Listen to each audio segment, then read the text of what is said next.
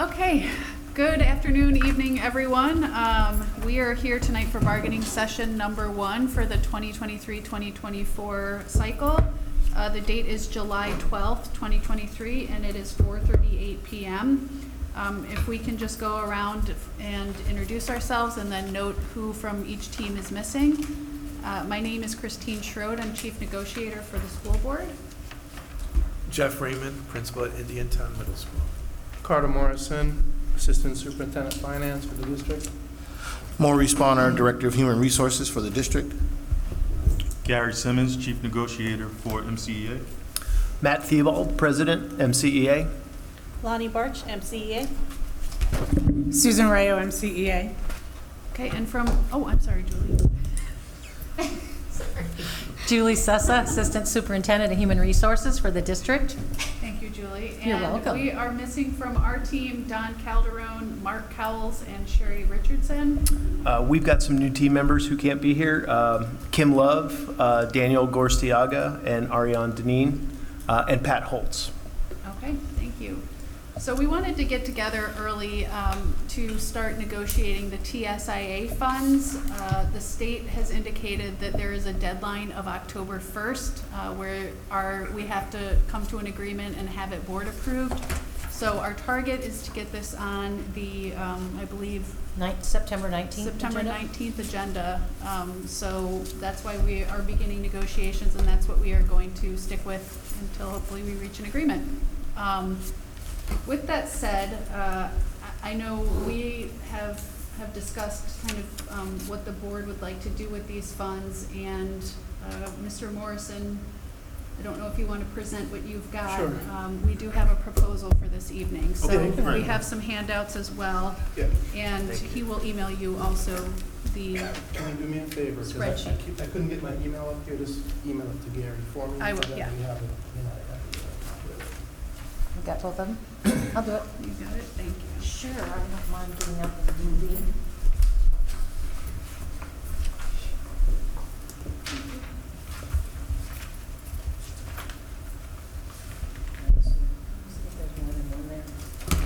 It's a line for me. It's a line. Thank you. Appreciate it. Thanks, Julie. Absolutely. Much appreciated. Oh, yeah, let me keep it Oh, moving. throw the names on them and everything. Yeah. Very cool.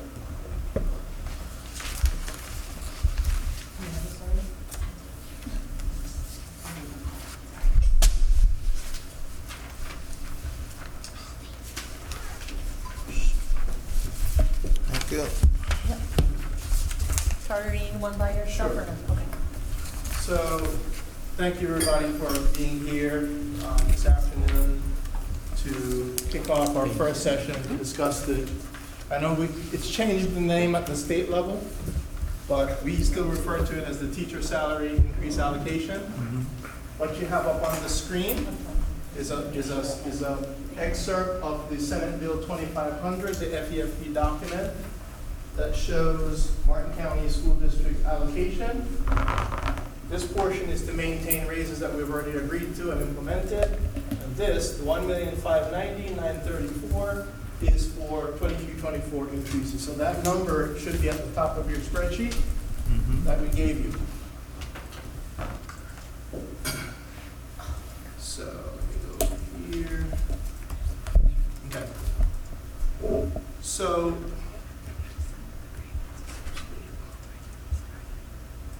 if you can see the screen, we start off with the total amount available of $1,590,934, which you see on the FEFP schedule.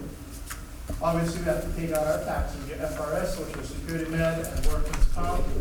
So what we have left to spread is $1,235,838.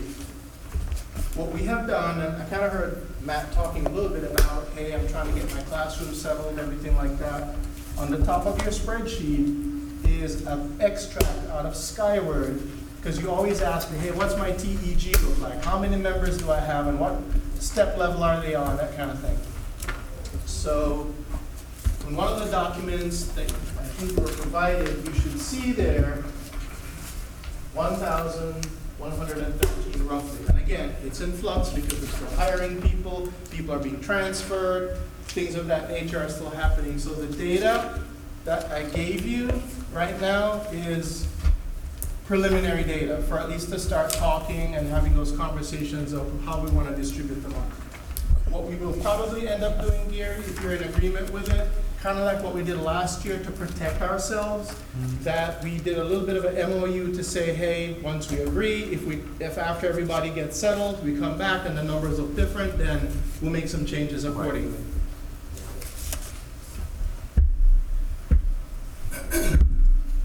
So here I have, when I pulled my data, I had 1,121, which is different from what I just showed you, right?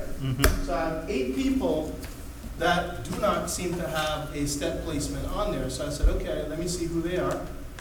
And to reconcile down here, I have 1,112 MBUs that have a step slot in Skyward. Right now, if you go into employee access, there is it's called a step, Skyward step, but we know steps have gone away quite a while, but that's the level that you're on. So I have 7 JROTCs that for some reason in the schedule doesn't have a step placement, and then I have 2 people that are in there, but they don't really have a contract amount, a start date, all. So there's some anomalies in the data that we're still cleaning up. That's the purpose of showing you this, to reconcile. So let's start off on a few points of reflection. The first year we got together and we started doing this was, I believe we had like a 70-30 split mandated by the legislature. Year 2, they kind of said, okay, let's do 80-20. Last year, they did 50-50, all kinds of restrictions, all kinds of statutory penalties, as we used to call it, troublemaker language that severely impacted particularly your PSC members. No matter what I did on the scale, if whatever I did to PSC, I had to raise the base minimum by at least 75% of that going up. Well, that language was struck this year. I'm sure you're well aware of that, Gary. So that language is gone. What we call the penalty language is gone. So they kind of gave us a little bit more flexibility this year in the schedule. So there are a couple parameters when we met with the board that they wanted to do. So a couple things. They wanted to raise the base to remain competitive. And you'll see in column B, which although it's not column B on your sheet, we looked at Indian River. Because that was sort of the closest one. It looks like they've published a salary schedule that says 23-24. Here's what our schedule is going to look like. So we took Indian River and we said, okay, we looked at the years of experience for them. From 0 through 4, it's 48,583. See that number? And ours over in the gray area right here, from 0 to 17 is 48.7. So the board wanted to address some of that compression. They wanted to raise the base to stay competitive. They also wanted, and this is where we might have a difference of interpretation, fix the middle, because we've kind of heard that at the table a couple of times. Right. And stay within the budget, obviously. So we had these parameters that we had to kind of work within, if you will. So when you look at from 0 to 8 years, which has gone from 0 to 17 to 0 to 8, we added $800 at the base to bring the base to 49.5. Does everybody see that? Then, in my green people, is from years of experience 9. You can see the amounts that we're adding to the schedule: 1,700, 2,000, 2,300, 26, etc., all the way up to year 30. Now, when you look at us in comparison to Indian River, we're still not there yet, but we're way closer than we were last year. We're still $400 behind, $600 behind. You can see it on the schedule. And we own that.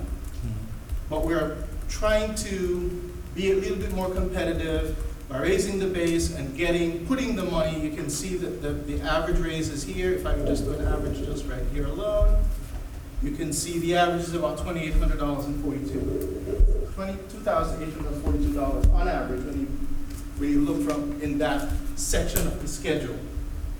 At 30 years, we tie. We're both at 56,000. Okay, this is coming right off their website. We tie at 56,000. Now, for the folks who are 31 and above, when you look at, in order to get them to at least the 56,000, then we added some money here that I'm highlighting, 31 and above, to at least keep them in line with the 56,000. When you look at 39 years, because we do have people that have years of experience, they are already better than Indian River. But what we decided was, hey, these people have dedicated their time here. They're probably transitioning out. Probably by the time we clean up all the data, et cetera, that group may go down. So we stuck $300 in there, because if you look to the right, you can see the millage and the impact that the millage has at $10,000. So our proposal at this point is $49,500 at the base, with an increase in $800. Because we don't have that restrictive language about the PSC and having to raise the base 75% more than what we're giving the PSC, the 50-50 split, all that stuff, we have more flexibility. So the board wanted us to address, and again, this is where, maybe that's a question for you. What do you consider the middle? Maybe that will help us when we go through this. So that was going to be my first question after you finished presenting, because based upon the color coding of your proposal, looking at it, I would assume that the middle would be from 1,700 to line 29. In terms of years of experience, I should have rephrased my question. Yeah. I got a teacher on the clock, and we hear all the time, okay, let's fix the middle, let's fix the middle. Where is that tipping point between, hey, I'm a newbie versus now I'm in the middle? See, that's what we struggled with. Is it maybe after 9 years of experience? Is it 10 years of experience? Is it even earlier? Not sure. 2011, so it's about 10 years. So I'm just pulling up. See what I'm saying? I do. Right?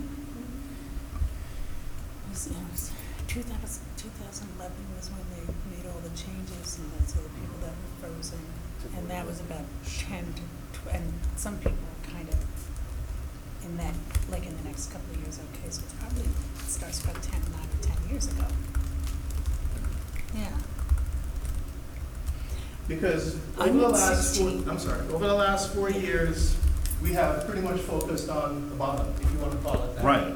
All that money has been going into there.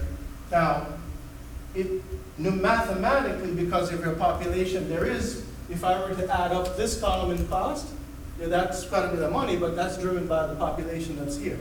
Right. Here is we put the larger increases per person here. So that was our attempt to fix the middle without Yeah. knowing what the middle really is. But, yeah, it's Yeah. hard to determine middle, because even with the years, we don't really know that for sure, right, Carter? Because it's kind of confusing on the years of service. So this is We were the just talking about that schedule yesterday, right? from Indian River. And this, because there's a jump between here and here, because 0 to Oh, 17 okay. is the same. So that's Indian River's got the years of service. Yeah, they have Where this in they their have the years of schedule, service, yeah. because we don't really kind of we don't really know where our years of service are. That's, okay. So Carter, based on your column of the increment column, which starts with 800. This one here. Yes. So when we get to the 1,700 on 9, what corresponding level on our existing salary schedule is that line? It's 48.7. It's part of the 0 to 17. See how I shaded it where it says current? Mm-hmm. See how it's shaded 48.7? Yep. Because it's 0 to 7. If you go to the experience placement schedule we agreed on, Mm-hmm. 0 to 17 is 48.7. Yeah, that's what I'm looking at right now, because I'm just trying to quantify. It looks good too, the compression, because I'm looking. I have it right here from last year, right? Right. So I'm just looking at how much compression, how much 1,200 went all the way down in comparison to this new one. So we only have 49.5 through 7. When it was through 9. And it was all the way through here. Yes. Okay, yeah. All right. So I what see. we're doing is that we're reducing the compression and adding dollars. I see. See what I'm saying? Okay. So, just a couple other things.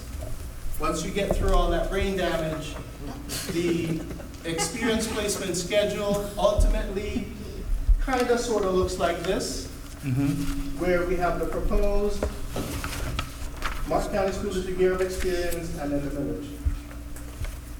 Yeah. So we will email you this file. Okay. Unfortunately, for some reason, I can't get the email up here, but in your public records request, just to give you a heads up on a few things. See where it says MCEA? Yes. This file has duplicates in it. Okay. This one is without the duplicates. So where it says without dupes. Yes. And so the other thing you need to know is there are employees that are exempt from public disclosure. So I went in here and I put in XXXX, but I left the employee ID number so you know I didn't make it up. Okay. Alright. So some of them are firefighters, some of them are, you know, police, law enforcement officer relationships, all that kind of stuff. So when Jonathan is looking at it, tell him to use the file without, the one that says without dupes, because I pulled out the duplicates. Sure thing. All right? So that, if you have no further questions, that's our proposal right now. And the floor is yours. If any of my team members have any questions, can we take a moment to caucus real quick? Thank you so much for that presentation. Let me know you straight. Okay, we're back from caucus. It's Yes. 5:10 p.m. Turn over to President Theobald. Well, I want to start by thanking you all for the proposal. And one of the things that stood out to us as a team, we had in our pre-negotiation sessions discussed what our goals were from the union's perspective, and we're very, I don't know what the right word is, but we share some of the same goals with regards to addressing the compression and fixing the middle specifically. We do, of course, want to be competitive with other districts as well, but it's just really nice to see that we're all on the same page with some of our goals and I think this proposal reflects that. So that was my takeaway from the proposal. Yeah, and I share the same sentiments with Matt. I was pleasantly surprised, and I was just joking with Lonnie on our way in here. I had to check my socks to see if it was still on. My socks were kind of blown off by that proposal, but I have to do my due diligence, let my numbers guy take a look at everything. But on the surface, it looks really, really good, and it looks like we're on a pathway to having a productive TSIA bargaining session, and maybe we can get this wrapped up way sooner rather than at the tip of the deadline. So that's what we're going to leave you with. I'm sending this over to my numbers guy as soon as I get the Can you get the email? as soon as I get it, I'm send it to him, and then we'll review it and have a response for you in the next session. That is wonderful to hear. We look forward to that.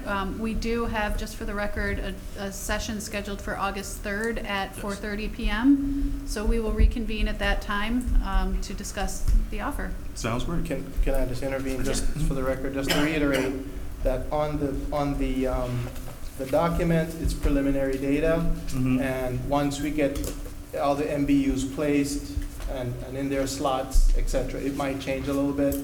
So in our, if we do come to an early agreement, then language we would want to put in there for both sides. Right. You know, that if the data changes, then we'll reconvene if necessary to go through. And we also want language that you can't exceed it in the universe.